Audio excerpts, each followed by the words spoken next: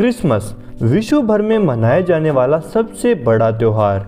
ये बात तो सभी को पता है कि 25 दिसंबर को ईसा मसीह का जन्म हुआ था, जिस वजह से 25 दिसंबर को क्रिसमस त्योहार मनाया जाता है। ये एक ईसाइयों का पर्व है और इसे विश्व भर में ईसाई धर्म के लोग मनाते हैं। मगर क्या आपने कभी ये सोचा है कि ईसा मसीह का जन्म कैसे हुआ था? किस तरह से एक भगवान धरती पर पैदा हुए, इसकी कहानी क्या है? कैसे उन्होंने जन्म लिया? ये सारे ख्याल आपके मन में आने लाजमी हैं, और अगर ये ख्याल आपके मन में आए हैं तो आज के इस वीडियो में मैं आपको यही बताने वाला हूँ। तो वीडियो को शुरू करते हैं। दोस्तों, बहुत समय पहले की बात है, नाजरेत नाम की एक जगह में मरियम नाम की एक महिला रहती थी। वह बहुत मेहनती थी और दूसरों का भला सोचने वाली महिला थी। वह यूसुफ नाम की एक आदमी से प्यार करती थी, जो एक बहुत अच्छा युवक था। एक दिन ईश्वर ने एक संदेश के साथ गब्रिएल नाम की एक परी को मरियम के पास भेजा। उसने उसे बताया कि ईश्वर लोगों की सहायता के लिए धरती पर एक पवित्र आत्मा भेज रहे हैं। वह आत्मा तुम्हारे बेटे के रूप में पैदा होगी। ये बात जो है उस परी ने मरियम से कही। मरियम को दोस्तों मैरी कहा जाता है। तो आप यहाँ पे कंफ्यूज मत होना, काफी लोग यहाँ पे कंफ्यूज हो सकते हैं कि मदर मैरी बोला जाता है। मरियम और मैरी दोनों एक ही हैं। तो उस परी ने बताया कि तुम्हारा एक बेटा पैदा होगा जिसका नाम तुम्हें यीशु रखना है। अब मैरी ये बात सुनकर चिंता में आ गई, क्योंकि मैरी जो है वो अभी अविवाहित थी, मतलब उसकी शादी हुई नहीं थी, और ऐसे में उसको बच्चा कैसे होगा। तो परी ने उससे कहा कि यह ईश्वर की तरफ से भेजा गया एक चमत्कार है, तुम्हें इसके बारे में ज़्यादा सोचने की ज़रूरत नहीं है।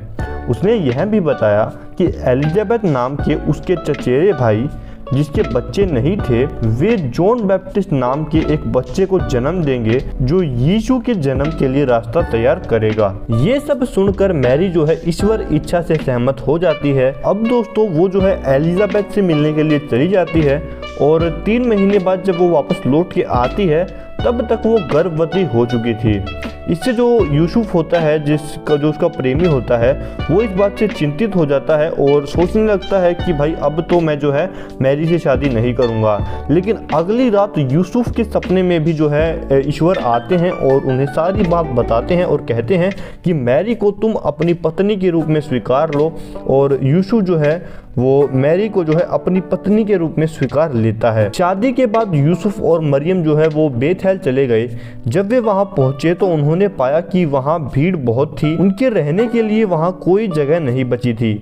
इसलिए उन्होंने एक जानवरों के खलिहान में रहने का फैसला किया। वहीं पर मरियम ने ईश्वर के पुत्र को जन्म दिया और उसे यीशु नाम दिया। तो दोस्तों इस तरह से ईसा मसीह का जन्म हुआ, और जैसे ही यीशु का जन्म हुआ था, सारा आसमान सितारों से जगमगा गया था। सारे स्वर्गवास के दूत इस खबर को सभी तक फैला रहे थे और पूरा आसमान जगमगा उठा था। दुनिया भर के विभिन्न हिस्सों के बुद्धिमान लोगों ने इन सितारों के महत्व को समझ लिया था। उन्होंने यीशु के जन्म स्थान तक पहुंचने के लिए उन तारों का पालन किया, और वो सभी बुद्धिमान लोग माँ बाप और बच्चे के लिए उपहार लेकर आए। उन सभी लोगों ने दुनिया में इस पवित्र आत्मा का स्वागत किया और उसके आने की खुशी में गाने गाए और यीशु के जन्म का आनंद लिया, और इस चीज को एक उत्सव की तरह मनाया। तभी से दोस्तों 25 दिसंबर की तारीख को यीशु का जन्मदिन मनाया जाता है, क्रिसमस सेलिब्रेट किया जाता है। आई होप से दोस्तों आप समझ गए होंगे क्रिसमस की पीछे की कहानी।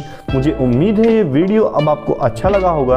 वीडियो अगर अच्छा लगा है तो वीडियो को लाइक करके, चैनल को सब्सक्राइब करके बेल आइकन ऑन जरूर कर देना। मैं आपको दोबारा मिलूंगा इसी चैनल पर किसी और वीडियो के साथ। तब तक के लिए bye bye, tata, see you soon guys, bye.